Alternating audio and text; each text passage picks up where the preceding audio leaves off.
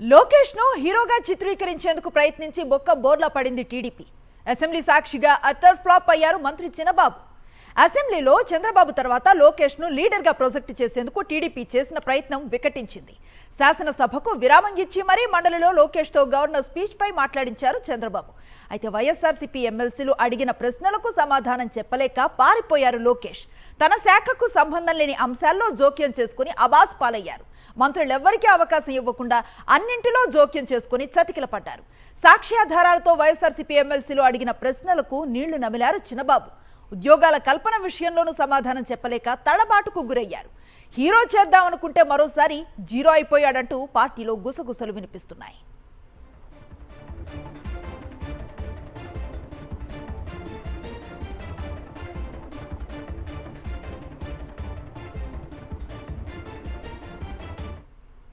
చెప్పారు అధ్యక్ష, 9 నెలల్లో 4 లక్షల మంది యువతకు ఉద్యోగాలు ఇచ్చేసామని చెప్పారు అధ్యక్ష. ఎందుకంటే కల్పించబడినవి అన్నారు. అసలు ఏ శాఖలో కల్పించారు, ఏ కంపెనీలో ఇచ్చారు, ఎక్కడ ఇచ్చారో తెలియజేయాల్సిందిగా అడుగుతున్నాను అధ్యక్ష. ఇచ్చామని ఎక్కడ చెప్పాం మేడం? మేము ఇచ్చామని చెప్పలేదు మేడం.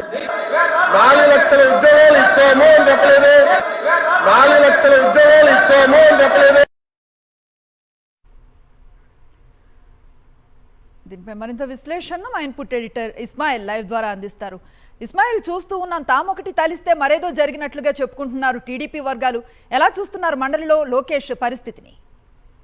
డెఫినెట్గా లోకేష్ను ఏదో ఒక విధంగా చంద్రబాబు తర్వాత ఆయనే అనేటువంటిది ప్రొజెక్ట్ చేయాలనేటువంటి టీడీపీ ప్లాన్ కావచ్చు, లేకుంటే టీడీపీ వ్యూహం కావచ్చు, ప్రతిసారి బెడిసి కొడుతుంది. ముఖ్యంగా గతంలో చంద్రబాబు నాయుడు పక్కన ఆయన ఉండే విధంగా ముఖ్యంగా డిప్యూటీ సీఎం హోదా ఇవ్వాలి అనేటువంటి ఒక ప్రయత్నం జరిగింది. డిప్యూటీ సీఎం చేయడం ద్వారా చంద్రబాబు తర్వాత అటు పార్టీలో ఒక విధంగా చంద్రబాబు తర్వాత ఆయనే ముఖ్యమంత్రి అనేటువంటిది ఒక హోదా కల్పించాలనేటువంటి ప్రయత్నం టీడీపీ నుంచి పెద్ద ఎత్తున జరిగింది. టీడీపీకి సంబంధించినటువంటి చాలా మంత్రులు, నాయకులు, సీనియర్లందరూ కూడా దీన్ని ఒక మంత్రంలాగా జపిస్తూ కొన్ని రోజుల పాటు ఒక క్యాంపెయిన్ చేశారు.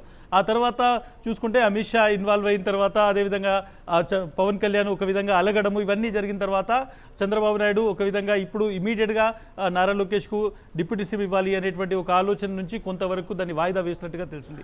అయినప్పటికీ ఏదో విధంగా ఇప్పుడు చంద్రబాబు నాయుడుకి సంబంధించినటువంటి అన్ని వ్యవహారాలు చూసుకుంటే ముఖ్యంగా సీఎంకు సంబంధించి చేసేటువంటి డైలీ రొటీన్లో పూర్తిగా లోకేష్ ఇన్వాల్వ్ అవుతున్నారు. కానీ బయట ప్రపంచానికి ముఖ్యంగా పార్టీ క్యాడర్కు, పబ్లిక్కి ఈయన ఒక లీడర్గా ఎదుగుతున్నాడు. చంద్రబాబు నాయుడు తర్వాత నారా లోకేషే మొత్తము చంద్రబాబు నాయుడు కంటే ఎక్కువ ఆయన్ని అనేటువంటిది ప్రొజెక్ట్ చేయాలనేటువంటి ఒక తహతహ చంద్రబాబు నాయుడు కుటుంబంలో ఉంది. అట్ ద సేమ్ టైం పార్టీలో కొంతమంది పెద్దలకు దీనికి సంబంధించినటువంటి ఒక డ్యూటీని అప్పగించడం జరిగింది. దానిలో భాగంగానే నిన్న మొత్తం అసెంబ్లీలో జరిగినటువంటి కార్యక్రమాన్ని చూస్తే ఇది చాలా స్పష్టంగా అర్థమవుతుంది.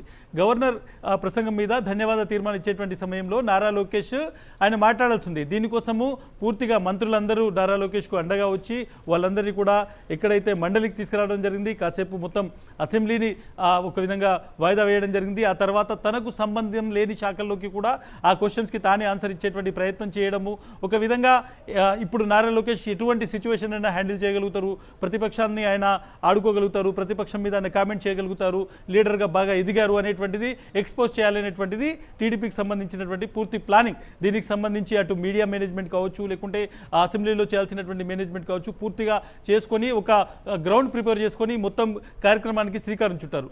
కానీ వైఎస్ఆర్సీపీ నాయకులు అడిగినటువంటి ప్రశ్నలు కావచ్చు, అది బొత్స సత్యనారాయణ కావచ్చు, వరదు కళ్యాణ్ కావచ్చు, ఇటువంటి వాళ్ళు అడిగినటువంటి ప్రశ్నలకు సమాధానం చెప్పలేక నిన్న లోకేష్ పడిన హైరాణ చూస్తే మరొకసారి మొత్తం ప్లాన్ వికటించింది. డామిట్ కథ అడ్డం తిరిగింది అనేటువంటిది ఫైనల్గా టీడీపీ నాయకుల్లో కనిపిస్తున్నటువంటి గుసగుస. సో దీనికి సంబంధించి మనం ఒకసారి పూర్తి డీటెయిల్స్ తెలుసుకునేటువంటి ప్రయత్నం చేద్దాం. నాతో పాటు విజయవాడ నుంచి సురేంద్ర ఉన్నారు, at the same time Satish, deputy input editor Satish కూడా ఉన్నారు. ముందుగా సురేంద్ర దగ్గరికి వెళ్తాను. సురేంద్ర, ఈ ప్రతిసారి నారా లోకేష్ని ఒక లీడర్గా ప్రొజెక్ట్ చేసేటువంటి ప్రయత్నం, అంటే నారా లోకేష్ చాలా సమర్థుడు, ఆయన ఒక హీరోగా ప్రొజెక్ట్ చేసేటువంటి ఒక ప్రయత్నం జరుగుతుందో, రీసెంట్ టైమ్స్లో చూసుకుంటే గత 1-2 నెలల నుంచి ప్రతి ఇంపార్టెంట్ ఈవెంట్లో ఆయనకు ఒక చైర్ వేయడము, ఆయనకు సంబంధం లేని శాఖలకు సంబంధించి కూడా ఆయన ఆన్సర్ ఇవ్వడము, ఇవన్నీ జరుగుతున్నాయి. అంటే ఇమీడియట్గా సీఎం చైర్లోకి నారా లోకేష్ని తీసుకెళ్లాలనేటువంటి ఆలోచన ఉందా, లేకుంటే పార్టీలో పట్టు కోసం జరుగుతున్నటువంటి ప్రయత్నమా? ఈ మొత్తం నిన్న జరిగినటువంటి వ్యవహారాన్ని ఎలా చూడొచ్చు సురేంద్ర? నిన్న మంత్రి నారా లోకేష్ ని ఒక రాష్ట్ర స్థాయి నాయకుడిగా టీడీపీ ఫ్యూచర్ అన్నట్టుగా ఎస్టాబ్లిష్ చేయడానికి శాసన మండలిని వేదికగా వాడుకోవాలని భావించినటువంటి తెలుగుదేశం పార్టీ వ్యూహం మొత్తం కూడా బెడిసికొట్టింది. మంత్రి నారా లోకేష్ తనకి సంబంధం లేనటువంటి శాఖల వ్యవహారాల్లో కూడా జోక్యం చేసుకుని వైఎస్ఆర్ కాంగ్రెస్ పార్టీ ఎమ్మెల్సీలకి సమాధానం చెప్పేటువంటి ప్రయత్నంలో అడ్డంగా బుక్ అయిపోయారు. తెలుగుదేశం పార్టీ రాష్ట్ర ప్రభుత్వ ప్రతిష్టను దిగజార్చేశారు అన్నటువంటి అభిప్రాయం సర్వత్రా నెలకొన్నటువంటి పరిస్థితి. నిన్న శాసన మండలిలో గవర్నర్ ప్రసంగం పైన ధన్యవాదాలు తెలిపేటువంటి తీర్మానం పైన చర్చ సందర్భంగా వైఎస్ఆర్ కాంగ్రెస్ పార్టీకి సంబంధించినటువంటి ఎమ్మెల్సీలు ఆ వరద కళ్యాణి, అదేవిధంగా చంద్రశేఖర్ రెడ్డి, అదేవిధంగా విపక్ష నేత బొత్స సత్యనారాయణ అడిగినటువంటి అంశాలకు సంబంధించి సమాధానం చెప్పలేకపోవడమే కాకుండా గవర్నమెంట్ ఎంత ఘోరంగా ఫెయిల్ అయిందో స్వయంగా మంత్రి నారా లోకేష్ నిన్న అంగీకరించినటువంటి పరిస్థితి. ముఖ్యంగా ఎమ్మెల్సీ వరద కళ్యాణి మాట్లాడుతున్నప్పుడు గవర్నర్ ప్రసంగంలో 6.5 లక్షల కోట్ల పెట్టుబడుల ద్వారా 4 లక్షల ఉద్యోగాలు ఇచ్చేశారంటూ ఇచ్చేసినట్టుగా చెప్తున్నారు. ఎక్కడ ఇచ్చారు? 4 ఉద్యోగాలు కూడా ఇవ్వలేదు. ఎక్కడ ఉద్యోగాలు ఇచ్చారో చూపించండి అన్నప్పుడు మంత్రి నారా లోకేష్ జోక్యం చేసుకుని మేము ఇస్తామన్నాం కానీ ఇచ్చామని ఎక్కడా చెప్పలేదంటే అసలు మేము 4 లక్షల ఉద్యోగాలు ఇవ్వలేదన్నటువంటి అంశాన్ని చెప్పాల్సిన గవర్నర్ ప్రసంగంలో ఏమో ఇచ్చినట్టు చూపించారు. అదే మళ్ళీ నారా లోకేష్ మాత్రం సభలో మాత్రం ఇవ్వలేదని అంగీకరించాల్సినటువంటి పరిస్థితి వచ్చింది. అదేవిధంగా వీసీలకు సంబంధించి వీసీలను బలవంతంగా 17 మంది వీసీలను రాజీనామా చేయించినటువంటి నేపథ్యంలో ఆధారాలతో సహా ఎమ్మెల్సీ చంద్రశేఖర్ రెడ్డి బయట పెట్టారు. ఈ సందర్భంగా మంత్రి నారా లోకేష్ ఆ ఆగ్రహంతో ఊగిపోతూ ఆధారాలు చూపించండి అని ప్రశ్నించారు.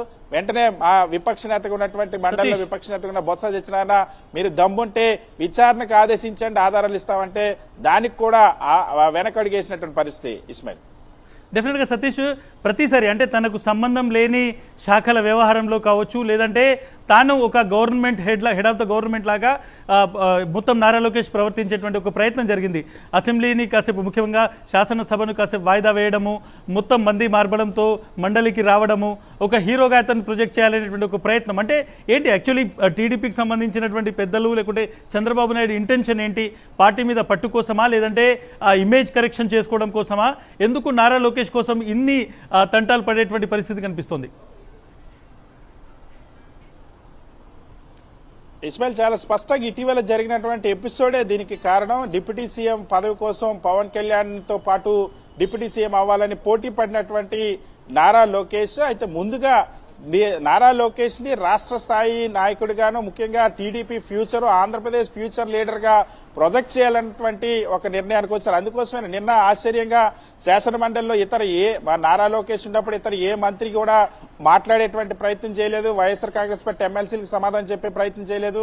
నిన్న నారా లోకేష్ గవర్నర్ స్పీచ్ పై రిప్లై ఇస్తారని చెప్పి, అడ్రస్ చేస్తారని చెప్పేసి ప్రభుత్వం తరపున మొత్తం అందరి అధికారాలు కూడా నారా లోకేష్ కే సంక్రమింపజేశారు. వాస్తవానికి సభలో అసెంబ్లీలో సీఎం ఇచ్చినప్పుడు ఇక్కడ ఎవరైనా డిప్యూటీ సీఎం ఇస్తారు లేదా ఫైనాన్స్ మినిస్టర్ ఇస్తారు, కానీ నారా లోకేష్ ని ఆ వాంటెడ్ గానే ప్రొజెక్ట్ చేయడం కోసం తీసుకొచ్చి ఇక్కడ పెట్టినటువంటి పరిస్థితి. సార్, నారా లోకేష్ ని ఇక్కడ మాట్లాడేటువంటి అవకాశం కోసం శాసనసభను కొంతసేపు విరామం ఇచ్చి అక్కడున్నటువంటి మంత్రులందరినీ కూడా ఇక్కడికి తీసుకొచ్చి నారా లోకేష్ మాట్లాడినప్పుడు బల్లలు కొట్టడం కోసం మంత్రుల్లో నెంబర్ తక్కువ ఉంటుంది కాబట్టి కౌన్సిల్లో తెలుగుదేశం పార్టీకి మంత్రులందరినీ కూడా ఇక్కడ పిలిపించి మరీ ప్రసంగం ఇచ్చేటువంటి ప్రయత్నం చేయొచ్చు. ఇదంతా కూడా కేవలం భవిష్యత్తులో నారా లోకేష్ ఇప్పటికే తెలుగుదేశం పార్టీలో ఒక చర్చ జరుగుతుంది.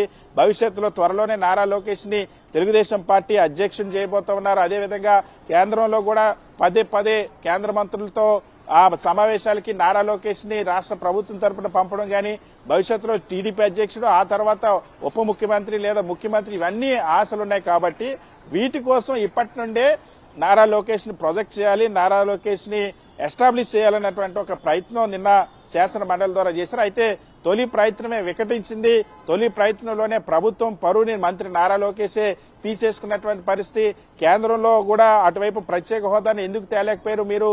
కేంద్ర ప్రభుత్వంలో మీ పైన ఆధారపడి ఉందంటే మా పైన అసలు ఆధారపడి లేదు, మేము బేషరతుగానే మద్దతు ఇచ్చాం, ప్రత్యేక హోదా గురించి మేము అడగవన్న అభిప్రాయాన్ని నారా లోకేష్ శాసన మండలి సాక్షిగా వ్యక్తం చేయడంతో రాష్ట్ర ఏ విధంగా తెలుగుదేశం పార్టీని నిన్న డిఫెన్స్ లో పడేశారు, మంత్రి నారా లోకేష్ కోసం ప్రొజెక్ట్ చేయడం కోసం ప్రయత్నిస్తే అన్నది ఇప్పుడు తెలుగుదేశం పార్టీలో చర్చ జరుగుతుంది. రైట్ సతీష్, ఒకసారి సురేంద్రతో మాట్లాడదాం. సురేంద్ర, చాలా కాలంగా మీరు తెలుగుదేశంకి సంబంధించినటువంటి వ్యవహారాలు చూస్తున్నారు. ఆల్ ఆఫ్ ఎ సడన్ గత 2 నెలల నుంచి ఇమీడియట్గా ఒక డిప్యూటీ సీఎం పదవి ఇవ్వాలి నారా లోకేష్కి, లేదంటే పార్టీలో అతన్ని ఇంకా ఎలివేట్ చేయాలి, చంద్రబాబు నాయుడు తన కుమారుడికి ఇంకా ఎక్కువ ప్రొజెక్షన్, ఎక్కువ ప్రమోషన్ కోరుకుంటున్నట్టు బాహటంగానే కనిపిస్తుంది. ఇప్పటికే ఇప్పటికే చాలా వరకు ముఖ్యమంత్రి దగ్గరికి వెళ్ళాల్సినటువంటి ఫైళ్లు ఒక వేరే మార్గం ద్వారా వయా లోకేష్ వెళ్తున్నాయనేటువంటి చర్చ జరుగుతుంది. పార్టీలో నామినేటెడ్ పదవులు కావచ్చు, లేకుంటే పార్టీలో ఇచ్చేటువంటి బాధ్యతలు కావచ్చు, అన్నీ కూడా నారా లోకేష్ ద్వారానే ఇప్పుడు ఆఫ్ ద రికార్డ్ జరుగుతుంది. దీన్ని అధికారికం చేసుకోవడానికా, లేదంటే ఏదైనా ఒక థ్రెట్ బయట నుంచి కనబడుతుందా, లేకుంటే పవన్ కళ్యాణ్ నేపథ్యంలో పవన్ కళ్యాణ్ కంటే ఒక మెట్టు ఎక్కువగా ఉంచాలనేటువంటి అంతర్గత పోటీయా? ఈ మొత్తం వ్యవహారాన్ని ఎట్లా చూడాలి సురేంద్ర?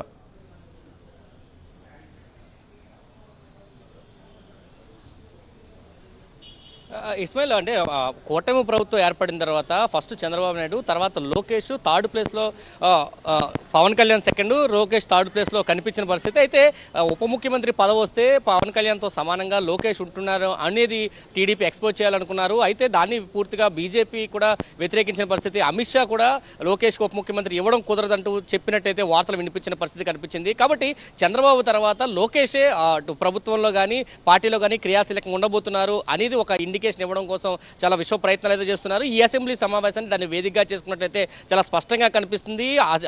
అసెంబ్లీలో పవన్ కళ్యాణ్ ఉన్న సందర్భంలో కూడా లోకేష్ని ఎక్స్పోజ్ చేయాలి, ఇటు పార్టీ లీడర్గా, దాంతోపాటు ప్రభుత్వంలో కూడా కీలకంగా ఉన్న వ్యక్తిగా ఎక్స్పోజ్ చేయాలనేది నేను ప్రయత్నం చేశారు. మండలిలో, అంటే అసెంబ్లీ జరుగుతున్న టైంలో అసెంబ్లీని వాయిదా చేసి మండలిలో ఈ గవర్నర్ ప్రసంగం ఏవైతే ఉందో దానికి రిప్లై ఇచ్చే బాధ్యతను లోకేష్ కప్పచెప్పారు. అక్కడ మొత్తం అంతా కూడా బూమరాంగ్ అయిన పరిస్థితి. వైసీపీ ఎమ్మెల్సీలు అడిగిన ప్రశ్నలకి సమాధానాలు చెప్పలేని పరిస్థితి లోకేష్కి. ఏదైనా అనేక ప్రశ్నలకి ఆయన దాటవేసిన పరిస్థితి.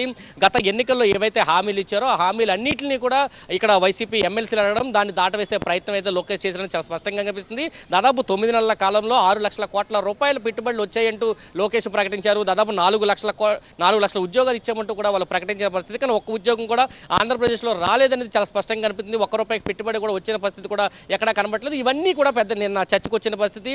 దాంతోపాటు జాబ్ నోటిఫికేషన్ సంబంధించి చర్చకు వచ్చింది. దానిలో కూడా ఎప్పుడు నోటిఫికేషన్ ఇస్తారో లోకేష్ చెప్పలేని పరిస్థితి కనిపించింది. మరొక విధంగా చూస్తే కేంద్ర ప్రభుత్వం ఆంధ్రప్రదేశ్ ఎంపీల నేతృత్వంలోనే, వాళ్ళ సహకారంతోనే కేంద్ర ప్రభుత్వం ఏర్పడింది అనేది అందరికీ తెలిసిన విషయం. ఎందుకంటే మ్యాజిక్ ఫిగర్ బీజేపీకి రాలేదు. ఆంధ్రప్రదేశ్లోని ఎంపీలు సపోర్ట్ చేస్తేనే అక్కడ కేంద్రంలో బీజేపీ అధికారంలోకి వచ్చిందని అందరికీ తెలిసిన విషయం. కాబట్టి ఈ సందర్భంగా ప్రత్యేక హోదా ఆంధ్రప్రదేశ్కి వస్తుందంటూ ఎన్నికల్లో ప్రచారం చేశారు. తర్వాత అనేక మంది చర్చలు చేసిన సందర్భం కూడా కనిపించింది. కానీ నిన్న అసలు ప్రత్యేక హోదా రాదు అంటూ నేను క్లారిటీ ఇచ్చిన పరిస్థితి, అది సాధ్యం కాదు అంటూ లోకేష్ ఇచ్చిన పరిస్థితి కూడా చాలా స్పష్టంగా కనిపించింది. అయితే ఆంధ్రప్రదేశ్లో లోకేష్ని హైలైట్ చేయడానికి ప్రధాన కారణం అంటే ఇక్కడ ఒక లీడర్గా ఎస్టాబ్లిష్ చేయాలి, చంద్రబాబు తర్వాత లోకేష్నే ఇక్కడ రాజకీయ నాయకుడు ఎస్టాబ్లిష్ చేయాలనేది ఒక చాలా స్పష్టంగా కనబడుతుంది. దానికోసం విశ్వ ప్రయత్నాలన్నీ చేస్తున్నారు. గతంలో మనం చూస్తే ఇప్పుడున్న మంత్రిమండలిలో కూడా దాదాపు కొత్త మంత్రులంతా కూడా లోకేష్ బ్యాచ్కి సంబంధించిన వాళ్ళే ఉన్నారు. సీనియర్లందరినీ పక్కన పెట్టారు, జూనియర్లకి పదవులు ఇచ్చిన పరిస్థితి. లోకేష్ అమెరికా పర్యటన చేసి వస్తే అమెరికా నుంచి పెద్ద ఎత్తున పెట్టుబడులు వచ్చాయని చెప్పి మంత్రులందరూ లోకేష్ ఇంటికి వెళ్ళి అభినందించిన పరిస్థితి. కానీ మన దావోస్ పర్యటనలో మాత్రం ఒక్క కంపెనీ కూడా ఆంధ్రప్రదేశ్కి రాని పరిస్థితి కూడా ఆంధ్రప్రదేశ్లో కనిపించింది. తాను చెప్పింది మాత్రమే చేయాలి. ఆఖరికి మంత్రి భరత్ కూడా చెప్పాడు, చాలా ఫైల్స్ ఉన్నాయి, ఇవన్నీ క్లియర్ చేయాలంటూ లోకేష్ మమ్మల్ని రోజు గైడ్ చేస్తున్నారు. అంటే మంత్రులు కూడా లోకేష్ ఏది చెప్తే అది చేసే పరిస్థితికి ఉన్నది అనేది చాలా స్పష్టంగా కనిపిస్తుంది. దాన్ని ఎస్టాబ్లిష్ చేయడం కోసం, మళ్ళీ మండలిలో తీసుకెళ్లడం కోసం ఈ ప్రయత్నం అంతా చేస్తున్నారనేది అయితే తెలుస్తుంది. ఇస్మాయిల్. రైట్ సురేంద్ర, మనం చూడొచ్చు ఏ విధంగా నారా లోకేష్ను ప్రమోట్ చేయడానికి, లేకుంటే ఎలివేట్ చేయడానికి జరుగుతున్నటువంటి ప్రయత్నాలు తెలుగుదేశం పార్టీలో బూమరాంగ్ అవుతున్నాయో నిన్న అసెంబ్లీ వేదికగా ప్రతి ఒక్కరికి స్పష్టమైంది. అయినప్పటికీ కూడా ఇక్కడ నారా లోకేష్ను చంద్రబాబు నాయుడు తర్వాత లీడర్గా, చంద్రబాబు నాయుడు తర్వాత నారా లోకేషే అన్నీ అని చెప్పేటువంటి ప్రయత్నం జరుగుతుంది. చాలా కారణాలు ఉన్నాయి. తెలుగుదేశం పార్టీలో జరుగుతున్నటువంటి చర్చ ప్రకారం మనం చూసుకుంటే రేపు పార్టీకి సంబంధించి ముఖ్యంగా చంద్రబాబు నాయుడు వృద్ధాప్యంగా ఆయన మీద ఉన్నటువంటి నేపథ్యంలో ఆయన పూర్తిగా వర్క్ మీద కాన్సన్ట్రేట్ చేయలేకపోతున్నారు. ఇప్పటికే చాలా ఫైల్స్ కావచ్చు, లేకుంటే చాలా ఏవైతే నియామకాలు ఇవన్నీ కూడా నారా లోకేష్ చూస్తున్నారు. కానీ బయట పబ్లిక్లో నారా లోకేష్ ఇమేజ్ అనేటువంటిది చాలా నెగిటివ్గా ఉంది. ఆయనను లీడర్గా ఎవరు యాక్సెప్ట్ చేసేటువంటి పొజిషన్లో లేరు. At the same time Pawan Kalyan కొంతవరకు అగ్రెసివ్గా బయటికి వెళ్ళేటువంటి ఒక ప్రయత్నం జరుగుతుంది. కాబట్టి ఎక్కడైనా నారా లోకేష్ పవన్ కళ్యాణ్ కింది స్థాయి లీడర్గా ఉండిపోతే రేపు భవిష్యత్తులో తెలుగుదేశం పార్టీకి ప్రమాదం అనేటువంటి ఒక చర్చ ఉంది. ఇప్పటికే పవన్ కళ్యాణ్ బీజేపీ కలిసి నారా లోకేష్కు డిప్యూటీ సీఎం రాకుండా చేశారు అనేటువంటి ఒక చర్చ, లేకుంటే ఒక కోపం చాలామంది ముఖ్యంగా చంద్రబాబు నాయుడు కుటుంబంలో, అట్ ద సేమ్ టైం చాలామంది టీడీపీలో ఉన్నటువంటి కొంతమంది సీనియర్ లీడర్లో అది ఉంది. కాబట్టి ఏ విధంగానైనా నారా లోకేష్ను ఎలివేట్ చేయాలి అనేటువంటి ఒక ప్రయత్నాన్ని వాళ్ళు భుజాన వేసుకున్నారు. బట్ డెఫినెట్గా నిన్న మొత్తం అసెంబ్లీలో జరిగినటువంటి వ్యవహారం చూస్తే ఏ విధంగా నారా లోకేష్ మరొకసారి ఫ్లాప్ అయ్యారు. ముఖ్యంగా లీడర్స్ అనేటువంటి వాళ్ళు తయారు చేస్తే తయారు కాదు. లీడర్స్ సహజంగానే ప్రజల నుంచి వస్తారు. లీడర్స్కి ప్రజల సమస్యలు తెలియాలి. మాట్లాడేటువంటి ఒక ఏదైతే ఉందో దాన్ని అక్కడ ప్రాంతంలో పెట్టో లేకుంటే లీడర్ల సపోర్ట్తోనో మండలిలోకి తీసుకెళ్తే సమాధానం చెప్పలేరు. విషయం మీద అవగాహన ఉండాలనేటువంటిది కూడా నిన్న మొత్తం మండలిలో కనపడినటువంటి సిచ్యువేషన్. మొత్తానికి మరొకసారి Nara Lokesh utter flop show అనేటువంటిది కనపడింది. బట్ తర్వాత దాన్ని టీడీపీ మళ్ళీ ఏం చేయబోతోంది, నెక్స్ట్ ఇంకా ఎటువంటి ఎలివేషన్ ప్రయత్నాలు చేస్తారో చూడాల్సి ఉంది. బట్ ప్రజల్లో మాత్రం ఒకటే చర్చ జరుగుతోంది. చంద్రబాబు నాయుడు తన కొడుకు మీద పెట్టినంత కాన్సన్ట్రేషన్ సూపర్ 6ల మీద కనీసం 1% పెట్టినా కానీ ప్రజలకు ఇన్ని కష్టాలు ఉండేది కాదనేటువంటి చర్చ కూడా జరుగుతోంది. Anusri, thank you Ismail.